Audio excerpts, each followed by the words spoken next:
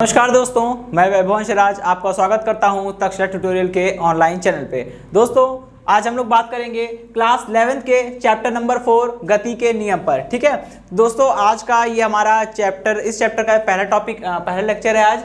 तो दोस्तों आज इस पहले लेक्चर में सबसे पहले हम लोग जानेंगे कि गति की अवस्था क्या है। ये तो हम लोग पीछे वाले लेक्चर में पढ़ चुके हैं। ठीक है, कहते हैं कि अगर किसी वस्तु की स्थिति समय के परिवर्तन के साथ परिवर्तित होती जाए, जैसे मैं अभी यहाँ पे खड़ा हूँ, कुछ समय बाद मैं चल के वहां पे पहुंच जाऊं, तो 1 सेकंड बीता, मैं यहाँ से उठकर वहां चला गया, फिर 1 सेकंड और बीता, मैं वहां से उठ के कहीं और चला गया। तो आप देख रहे होंगे दोस्तों मेरी स्थिति समय के साथ लगातार बदलती जा रही है। तो आप कहेंगे कि मैं गति की अवस्था में हूं। ठीक, तो आप इसका उल्टा अर्थ ये भी निकाल सकते हैं कि अगर कोई वस्तु गति की अवस्था में है तो इसकी स्थिति समय के साथ लगातार परिवर्तित होगी। ठीक है, अब गति के कुछ नियम होते हैं दोस्तों। किसी भी वस्तु की गति, चाहे वस्तु की गति हो चाहे व्यक्ति की गति हो, हर एक वस्तु अथवा व्यक्ति की जो गति होती है वो कुछ नियमों के अधीन होती है। मतलब कुछ नियम को फॉलो करके ही वो वस्तु या वो व्यक्ति गति कर सकता है। उस नियम का उल्लंघन कभी नहीं होगा। मतलब कभी भी ऐसा नहीं होगा कि वो नियम का आपको वायलेशन यानी उस नियम का आपको उल्लंघन करता हुआ मिले, ऐसा कभी नहीं होगा। ठीक है,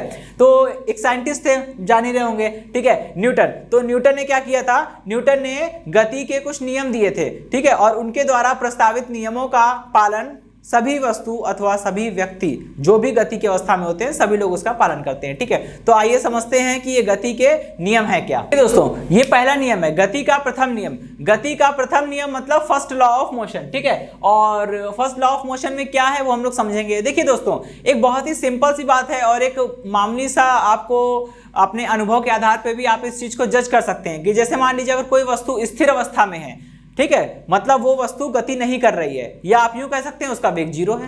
ठीक है, अगर कोई वस्तु स्थिर अवस्था में है मतलब वो गति नहीं कर रही है, तो या फिर कोई दूसरी वस्तु जो एक समान वेग से चल रही है। ठीक, दोनों ही प्रकार की वस्तुएं या दोनों ही स्थितियों में वस्तु अपनी स्थिति में ही रहेगी। इसका मतलब क्या हुआ, इसका मतलब यह हुआ कि जो वस्तु रुकी हुई थी वो रुकी रहेगी और जो वस्तु एक समान वेग से गति कर रही थी वो एक समान वेग से गति करती रहेगी जब तक कि उस पर कोई बाह्य बल आरोपित ना किया जाए। ठीक है, ये चीज है। तो इसी को न्यूटन ने अपने प्रथम नियम में कहा था कि यदि कोई वस्तु एक समान वेग से गतिमान है अथवा स्थिर अवस्था में है तब वह वस्तु एक समान वेग से गतिमान की अवस्था में ही रहेगी अथवा स्थिर अवस्था में ही रहेगी जब तक कि उस पर कोई बाह्य बल आरोपित ना किया जाए।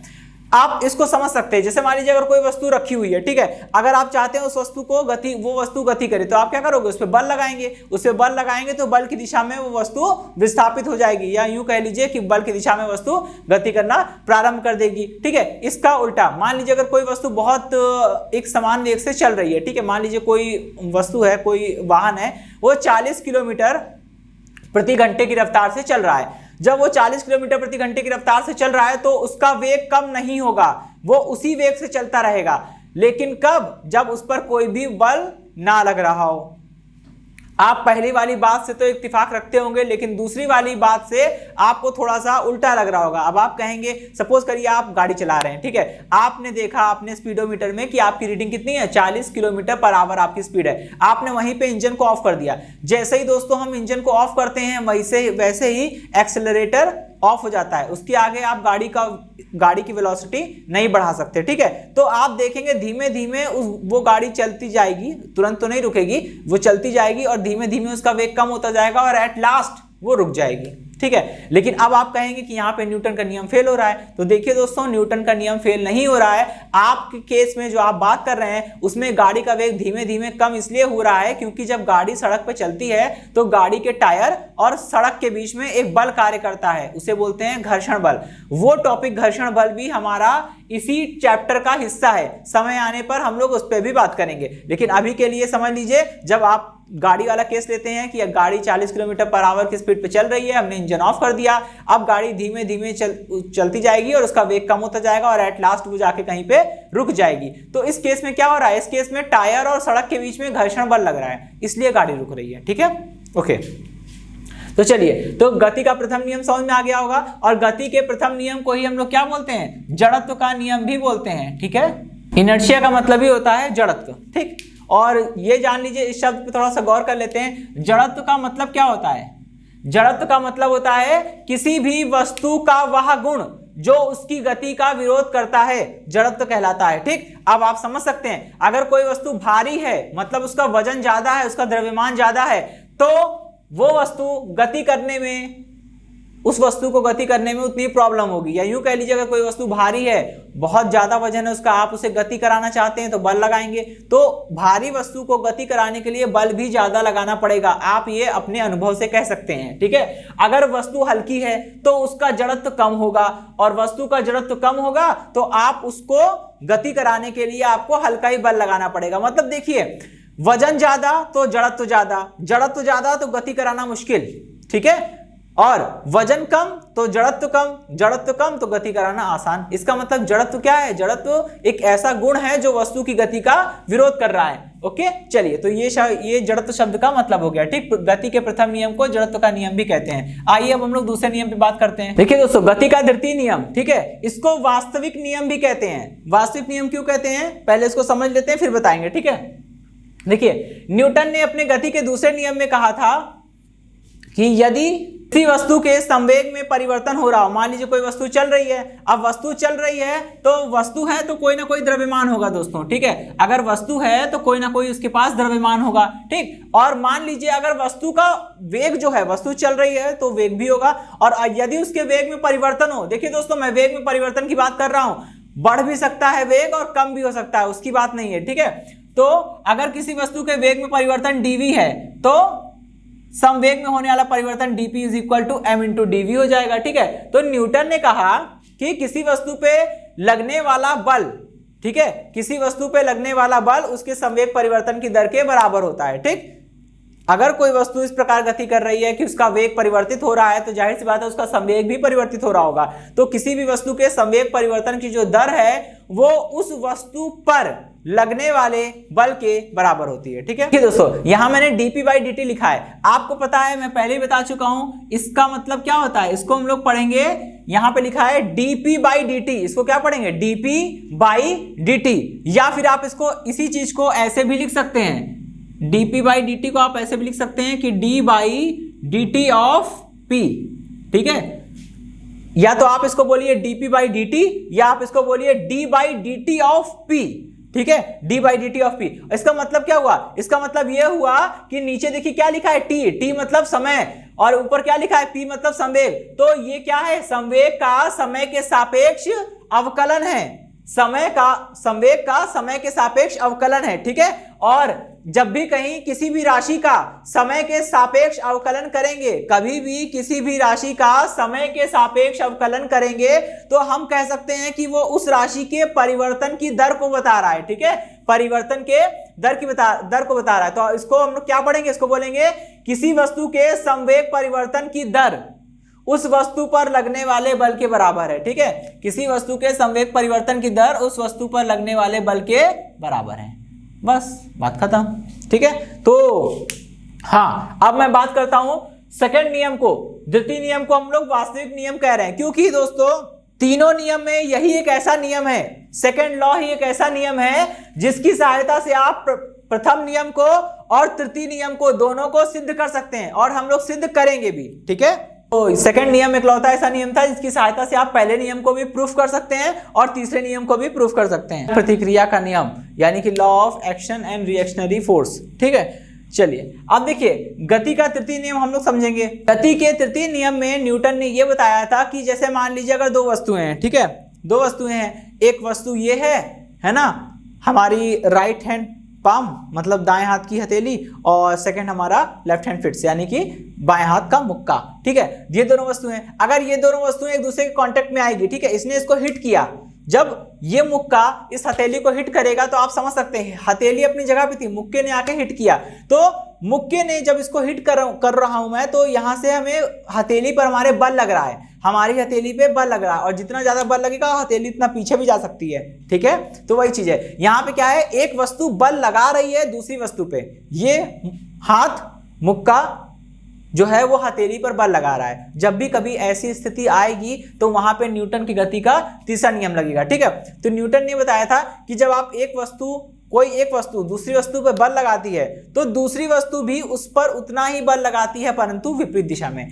अब ऐसे समझिए, ये हाथ इधर से आया, इसको ऐसे हिट किया, यानी इस मुक्के ने इस हथेली पर बल लगाया, लेकिन किस दिशा में? इस दिशा में बल लगाया। तो ये हथेली भी इस मुक्के पर उतना ही बल लगाएगी। जैसे मान लीजिए अगर मुक्के ने इस पे 10 न्यूटन का बल लगाया इधर की ओर, तो हथेली भी इस पे 10 न्यूटन का बल लगाएगी, परंतु इस दिशा में। ठीक, ऐसे।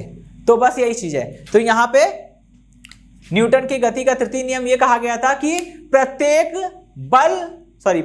क्रिया के समान परंतु विपरीत दिशा में सदैव एक प्रतिक्रिया बल कार्य करता है। मतलब कभी भी ऐसा नहीं होगा कि सिंगल फोर्स एग्जिस्ट ही नहीं करेंगे। आप इसे दूसरी भाषा में बोल सकते हैं कि single force does not exist in nature. Single force exist ही नहीं करता है। ठीक, अगर एक वस्तु दूसरी वस्तु पे बल लगाएगी तो दूसरी वस्तु भी उस पर उतना ही बल लगाएगी, परंतु विपरीत दिशा में। इसी को बोलते हैं क्रिया प्रतिक्रिया का नियम, या एक बहुत ही अच्छे शब्दों में, बहुत ही किताबी शब्दों में अगर बोले तो आप ऐसा बोल सकते हैं कि प्रत्येक बल के बराबर परंतु विपरीत दिशा में सदैव एक प्रतिक्रिया बल कार्य करता है। ठीक, यहाँ पे मैं एक नोटेशन यूज करता हूं। जैसे मान लीजिए हमने लिखा है F12 और यहां हमने लिख दिया है F21। ठीक, F12 is equal to minus F21। ठीक है, ऐसा क्यों लिख रहा हूं मैं? ठीक है, अब इसका मतलब होगा ना, देखिए यहां F12 लिखा है, पहले 1 लिखा है, बाद में 2 लिखा है। ठीक है, तो पहले 1 लिखा है, इसका मतलब क्या हुआ? पहली वस्तु पर बल लग रहा है। बाद में 2 लिखा है, मतलब दूसरी वस्तु के कारण लग रहा है। ठीक, ओके। सिमिलरली यहां पे भी देखिए 2 आगे लिखा है, मतलब दूसरी वस्तु पर बल लग रहा है। 1 बाद में लिखा है, मतलब पहली वस्तु के कारण लग रहा है। ठीक, F21 दूसरी वस्तु पर पहली वस्तु के कारण लगने वाला बल, F12 पहली वस्तु पर दूसरी वस्तु के कारण लगने वाला बल। ठीक है, तो यही है क्रिया प्रतिक्रिया का नियम। अब दोस्तों हम लोग आगे बढ़ेंगे और आगे कुछ एक नए टॉपिक के बारे में, एक नई क्वांटिटी के बारे में जानेंगे, आवेग। ठीक है, 11वीं क्लास का जब पहला चैप्टर हम लोग पढ़ रहे थे विमा, तो आपने उसमें नाम सुना था आवेग का, लेकिन परिचय नहीं हुआ होगा। अब उसका परिचय अभी होगा। ठीक है, देखिए आवेग की बात करते हैं। जैसे संवेग होता है वैसे ही आवेग होते हैं, और मतलब जैसे संवेग होता है वैसे ही आवेग होता है। ठीक है, अब आप लोग पहले चैप्टर में आपने पढ़ा था विमा में कि आपने ये देखा भी था, और मैंने इस पे थोड़ा सा जोर दिया था कि आवेग और संवेग की विमाएं बराबर हैं, कार्य और ऊर्जा की विमाएं बराबर है, और ऊष्मा की विमा भी बराबर है। ठीक है, तो यहाँ पे आवेग है क्या? आवेग कोई एक ऐसी चीज है जो संवेग से डायरेक्टली कनेक्टेड है। ठीक, तभी दोनों की विमाएं बराबर आ रही है। आवेग बराबर होता है बल इंटू बल की कार्य अवधि। मतलब सपोज करिए अगर कोई वस्तु है, ठीक है, उस वस्तु पे बल लग रहा है F। ठीक, अगर किसी वस्तु पे बल लग रहा है F, और ये बल कितनी देर के लिए लग रहा है? dt समयांतराल के लिए लग रहा है। ठीक है, अगर किसी वस्तु पर बल F जो है वो dt समयांतराल के लिए लग रहा है, तो उसका आवेग कितना हो जाएगा? तो उसका आवेग हो जाएगा F इंटू dt। ठीक, ये हो गई हमारी समीकरण नंबर 1।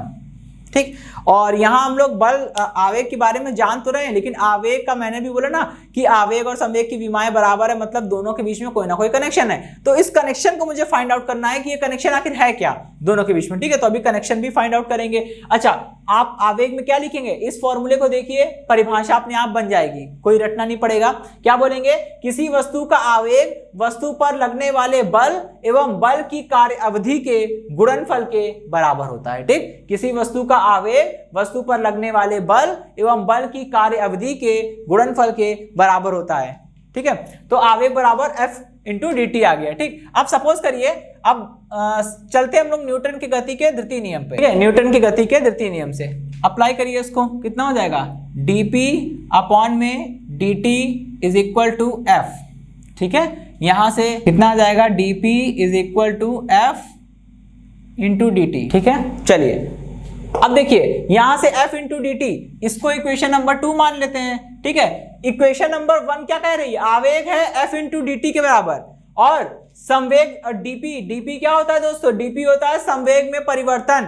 ठीक है, तो ये कह रहा है संवेग में परिवर्तन बराबर है F इंटू dt के। इसका मतलब क्या हो गया कि देखिए समीकरण 1 और समीकरण 2 के दाएं हाथ के पक्ष यानी कि RHS बराबर हैं, तो लेफ्ट हैंड साइड यानी कि बाएं हाथ के पक्ष भी बराबर होंगे। ठीक है, इसका मतलब हम लिख सकते हैं कि आवेग इज इक्वल टू dp, और dp है क्या, dp एक्चुअल में संवेग में परिवर्तन है, तो हम लिख सकते हैं आवेग इज इक्वल टू संवेग में परिवर्तन। चलिए भाई, तो ये तो आवेग की बात हो गई, ठीक है, और दोनों की विमाएं बराबर ही होती हैं, आप यहां से देख भी सकते हैं, क्योंकि देखिए संवेग की जो विमा होगी वही तो विमा संवेग परिवर्तन की होगी। संवेग परिवर्तन का मतलब एक संवेग में से दूसरा संवेग घटा रहे हैं, और संवेग में से संवेग घटाएंगे दोस्तों तो संवेग ही तो आएगा, तो संवेग और इधर आवेग दोनों की विमाएं आपस में बराबर होगी, ठीक है।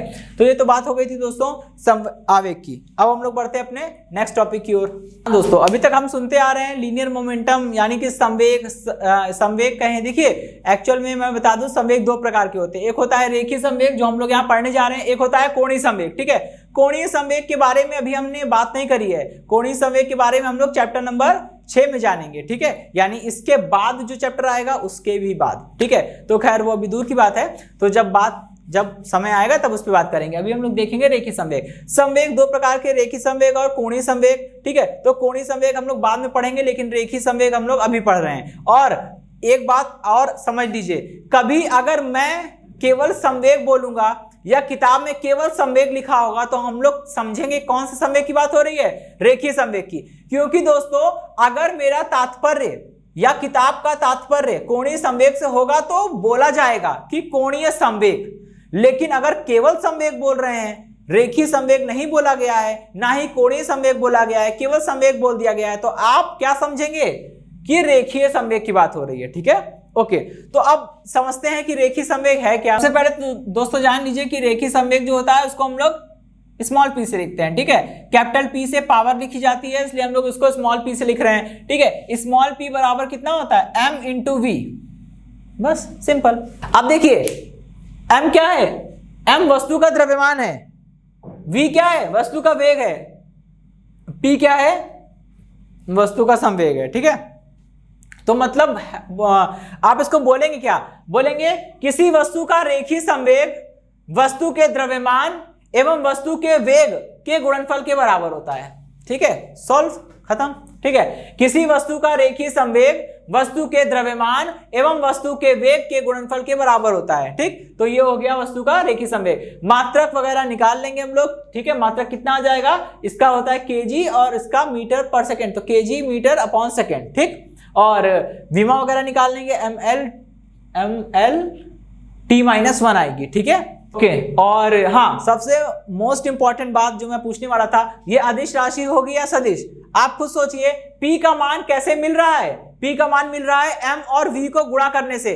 m क्या है, द्रव्यमान, वस्तु का द्रव्यमान, और वस्तु का द्रव्यमान कैसा होता है, स्केलर यानी कि अदिश राशि है, ठीक है। लेकिन दोस्तों v जो है वो क्या है, वस्तु का वेग, और वेग किसी का भी हो कैसी होती है, सदिश राशि होती है। तो दोस्तों जब एक अदिश राशि को एक सदिश राशि से मल्टीप्लाई करेंगे तो जो आएगा वो क्या होगा, एक सदिश राशि होगी, यानी कि scalar into vector is a vector. तो P क्या होगा, P एक वेक्टर क्वांटिटी होगी, ठीक है। अब हमारा अगला टॉपिक शुरू होता है जो कि रेखीय संवेग से ही जुड़ा हुआ है, ठीक। ये काफी इंपॉर्टेंट है, और इंपॉर्टेंट इसलिए भी है क्योंकि दोस्तों इसमें जो है आपको जो प्रूफ मैं कराऊंगा वो प्रूफ इंपॉर्टेंट है, ठीक है, वो प्रूफ इंपॉर्टेंट है, वो पूछा जाता है। तो सबसे पहले जानेंगे कि ये स्टेटमेंट क्या है, फिर पता चलेगा हमें प्रूफ क्या करना है, ठीक। ओके, तो देखिए किसी भी, ये पहले इस शब्द का मतलब समझते हैं, संरक्षण का मतलब क्या होता है, ठीक है। रेखीय संवेग हम लोग पढ़ ही चुके हैं, अगर ये संरक्षण का मतलब थोड़ा समझ में आ जाए तो इस चीज को समझने में आसानी हो जाएगी, ठीक। तो संरक्षण का मतलब क्या होता है, किसी चीज की रक्षा करना, किसी चीज को बचाए रखना, कि वो चीज घटे ना, कम ना हो। जैसे अगर आप मतलब अपने धन की रक्षा करते हैं तो आप क्या कर रहे हैं, धन का संरक्षण कर रहे हैं। वैसे ही यहां पे रेखीय संवेग संरक्षण का नियम क्या करेगा, रेखीय संवेग को संरक्षित करेगा, वो घटे ना या बढ़े ना, वो फिक्स हो जाए, ठीक है, उसका संरक्षण करना है, ठीक। तो यहां पे वही चीज है, रेखीय संवेग संरक्षण का नियम देखिए क्या बोलता है, कहते हैं कि अगर किसी वस्तु पर कोई भी बाह्य बल कार्य ना कर रहा हो तो उस वस्तु का पूरा रेखीय संवेग जो होता है वो क्या होता है, नियत हो जाता है, ठीक। एक बार फिर समझेंगे कि रेखीय संवेग संरक्षण का नियम ये कहता है कि यदि किसी वस्तु पर लगने वाला कुल बाह्य बल शून्य हो तब उस वस्तु का रेखीय संवेग संरक्षित होता है या नियत होता है, ठीक। इसी को रेखीय संवेग संरक्षण का नियम कहते हैं, ठीक है, law of conservation of linear momentum. दोस्तों तो अब इसको हम लोग प्रूफ करेंगे, ठीक है। ये प्रूफ करना है कि P कांस्टेंट होगा कब, यदि F एक्सटर्नल, एक्सटर्नल मतलब होता है बाह्य, ठीक है, यदि F मतलब फोर्स, EXT मतलब एक्सटर्नल, यदि एक्सटर्नल फोर्स यानी कि बाह्य बल शून्य हो जाए तब P बराबर हमें कांस्टेंट दिखाना है, और ये हम प्रूफ करेंगे, ठीक है, और यही प्रूफ इंपॉर्टेंट है। चलिए अब हम लोग देखेंगे प्रूफ 1, ठीक है। तो प्रूफ 1 में हमको क्या बताना है, हमको वही प्रूफ करना है कि P is equal to constant, ठीक है। तो सबसे पहले हम लोग लिखेंगे न्यूटन के गति के द्वितीय नियम से, ठीक है। न्यूटन के गति का दूसरा नियम कहता है कि किसी वस्तु के संवेग परिवर्तन की दर वस्तु पर लगने वाले बाह्य बल के बराबर होती है, ठीक है। dp/dt is equal to F EXT external force, ठीक है। यदि भी आपको बोला गया है कि यदि बाह्य बल, कुल बाह्य बल शून्य हो, यदि वस्तु पर लगने वाला कुल बाह्य बल शून्य हो तो F ऑफ EXT 0 होगा, समीकरण नंबर 1 में रख दीजिए, ठीक है। ठीक है, समीकरण 1 में F EXT बराबर 0 रखने पर रखिए कितना हो जाएगा, ये हो जाएगा dp/dt इक्वल 0, ठीक है। ये आपको मिलेगा dp इज इक्वल टू 0, और dp इज इक्वल टू 0 का मतलब सिर्फ और सिर्फ एक ही चीज निकलती है कि p is equal to constant.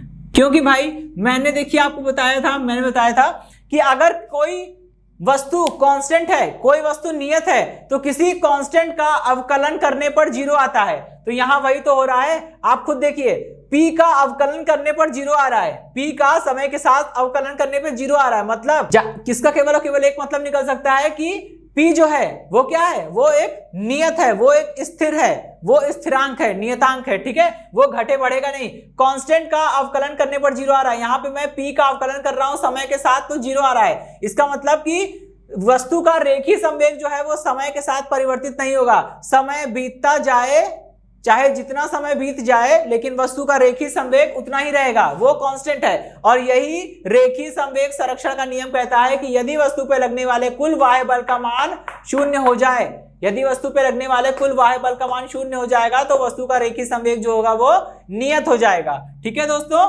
तो ये पहला प्रूफ हो गया, ठीक है। आप ये प्रूफ करके भी नंबर पा सकते हैं, और जो मैं दूसरा प्रूफ बताने वाला हूं वो करके भी नंबर पा सकते हैं। लेकिन दोस्तों ये थोड़ा सा इजी है, अगर शॉर्ट में आए, कम मार्क्स में आए तो आप इसे प्रेफर करिएगा, अदरवाइज सेकंड वाला तो है ही, और आप उसे भी कर सकते हैं, आपकी चॉइस है, ठीक है। चलिए तो दोस्तों मैं इसको रफ करता हूं और देखते हैं, बढ़ते हैं हम लोग नेक्स्ट प्रूफ की ओर, ठीक है दोस्तों। यहाँ पे एक छोटा सा मैंने एक डायग्राम बनाया हुआ है, ठीक है, डेमोन्स्ट्रेशन के लिए। आप ये समझिए, संघट्य का मतलब होता है टक्कर, ठीक है, शुद्ध हिंदी में टक्कर को संघट्य बोलते हैं और इंग्लिश में कोलिजन, ठीक है। तो संघट्य से पूर्व की स्थिति मैंने लेफ्ट हैंड साइड बनाई है, और संघट्य यानी टक्कर के बाद वाली स्थिति हमने राइट हैंड साइड बनाई हुई है, ठीक है। मतलब संघट्य से पूर्व मतलब बिफोर कोलिजन, और संघट्य के बाद मतलब आफ्टर कोलिजन, ठीक है। सपोज करिए यहां दो वस्तुएं हैं, किसी भी आकार की हो, मुझे इससे मतलब नहीं है, मैंने यहाँ गोलाकार बनाया हुआ है, आप भी गोलाकार बना सकते हैं, ठीक है। तो दो वस्तुएं हैं, पहली वस्तु A, दूसरी वस्तु B।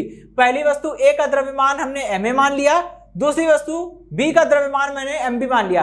दोस्तों ma में देखिए m जो है बड़ा लिखा है, a उसके नीचे लिखा हुआ है, उसको बोलते हैं सबस्क्रिप्ट, ठीक है। जैसे आप केमिस्ट्री में लिखते होंगे H2SO4 तो 2 नीचे लिखते हैं, ठीक है, 4 नीचे लिखते हैं, इसको बोलते हैं सबस्क्रिप्ट। वैसे लिखा है, ये बराबर में नहीं होगा, ठीक है, ए नीचे लिखा रहेगा, ठीक। चलिए तो पहली वस्तु का द्रव्यमान ma, दूसरी वस्तु का द्रव्यमान mb, और पहली वस्तु का वेग va, दूसरी वस्तु का वेग vb, ठीक है। और जब दोनों वस्तुएं टकराएंगी, टकराने बाद अलग अलग, भाई दो वस्तुएं आई, टक्कर हुआ, टक्कर होने बाद पहली वस्तु कहीं और, दूसरी वस्तु कहीं और, ठीक है। तो जब टक्कर के बाद ये वस्तुएं एक दूसरे से दूर भाग रही होंगी, तो पहली वस्तु का वेग बदल गया होगा, दूसरी वस्तु का वेग बदल गया होगा, ठीक है। और वेग बदल के कितना हो गया, va डैश, और इसका वेग बदल के vb डैश हो गया, ठीक है। तो यहां पे मुझे यही देखना है। सबसे पहले हम क्या करेंगे, पहले लिखेंगे पहली वस्तु के लिए, और देखिए यहां पे दोस्तों मैं एक चीज और लिखना चाहूंगा, देखिए टक्कर से पहले वस्तु का संवेग निकालिए pa बराबर कितना होगा, p बराबर होता है mv, तो है ना, p बराबर कितना होता है mv, वस्तु का संवेग p बराबर होता है m इंटू v, लेकिन यहां पे पहली वस्तु है a तो उसके लिए ma इंटू va, ठीक है। और टक्कर से पहले दूसरी वस्तु का संवेग pb is equal to mb into v B. ठीक है, इसी तरह से यहां पे आ जाइए, इसका संवेग पी ए डैश हो गया, P A dash is equal to, दोस्तों टक्कर चाहे जितनी बार हो द्रव्यमान तो बदलेगा नहीं, यानी कि द्रव्यमान अभी भी क्या है, देखिए ma है, पहले द्रव्यमान ma था, वस्तु A का पहले द्रव्यमान ma था, तो टक्कर के बाद भी वस्तु A का द्रव्यमान ma ही रहेगा, द्रव्यमान तो नहीं बदलेगा ना।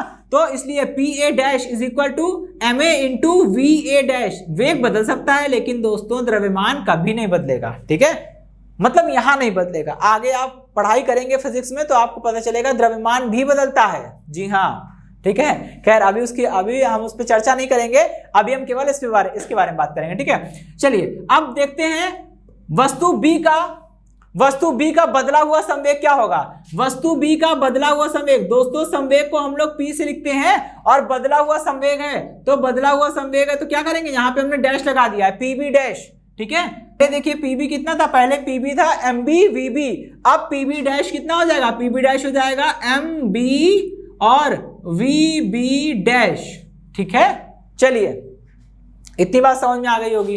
पहली वस्तु के संघट्ट के लिए, ठीक है, पहली वस्तु की बात कर रहे हैं अभी, पहली वस्तु के संघट्ट के लिए न्यूटन की गति के द्वितीय नियम से, ठीक, न्यूटन की गति का द्वितीय नियम कहता है कि संवेग में परिवर्तन जो होता है दोस्तों वो लगने वाले बल के बराबर होता है, यानी कि dp/dt is equal to f।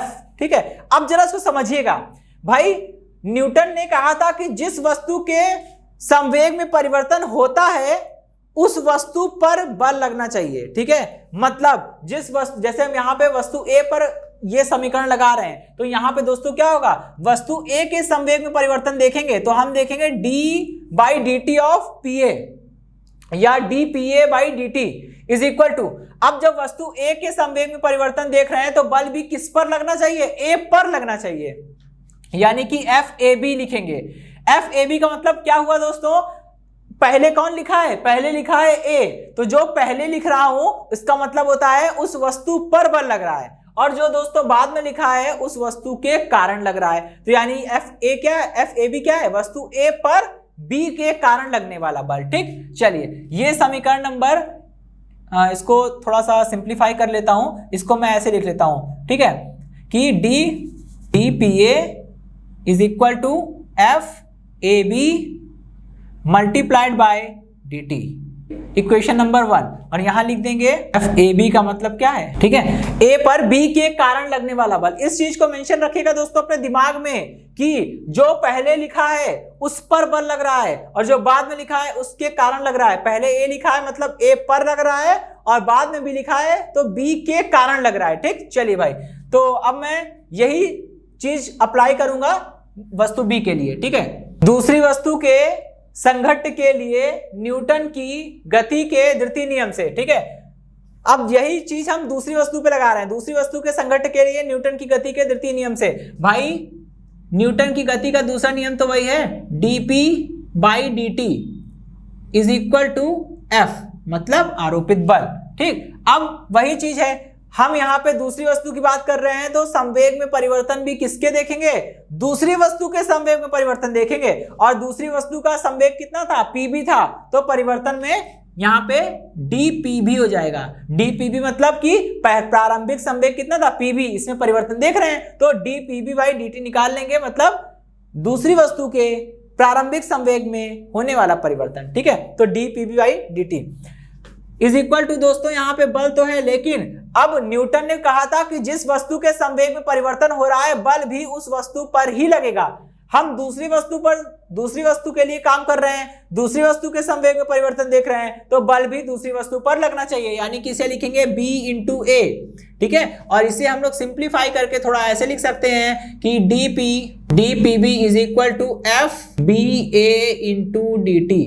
ठीक है, चलिए भाई, इक्वेशन नंबर 2, और यहां पे मैं लिख देता हूं कि FBA ये है क्या, यह है क्या, B पर A के कारण लगने वाला बल। ठीक है, चलिए न्यूटन की गति के द्वितीय नियम से, न्यूटन की गति का द्वितीय नियम कहता है कि यहां देखिए FAB मतलब A पर B के कारण लगने वाला बल, और FBA मतलब B पर A के कारण लगने वाला बल।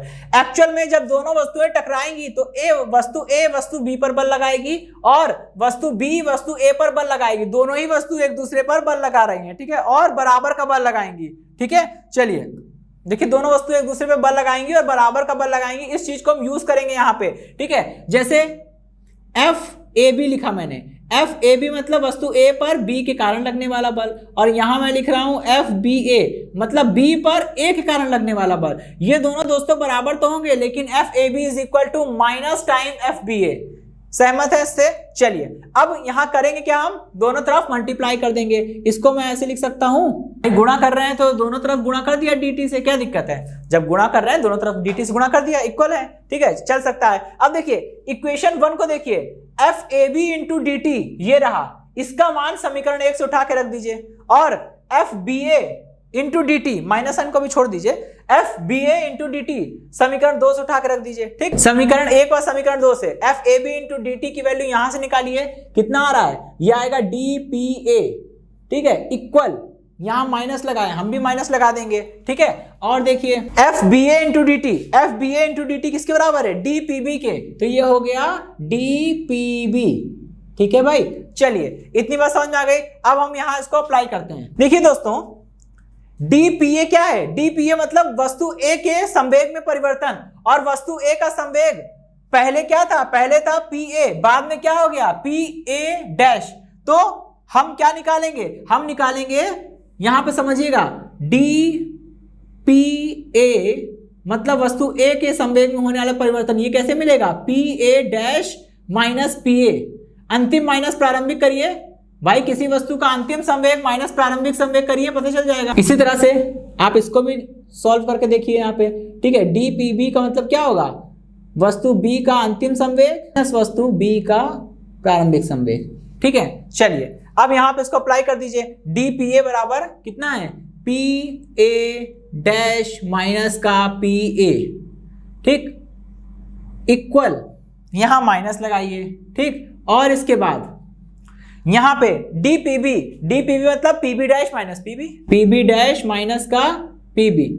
चलिए भाई, अब इसको थोड़ा सा बस सेपरेट करना है, मतलब कंबाइन करना है, कपल करना है, और कोई दिक्कत नहीं, ठीक है। चलिए क्या करेंगे, इसको हम लोग ऐसे लिख सकते हैं कि PA dash minus PA, bracket open करता हूं, ये हो जाएगा माइनस का PB डैश और प्लस का PB।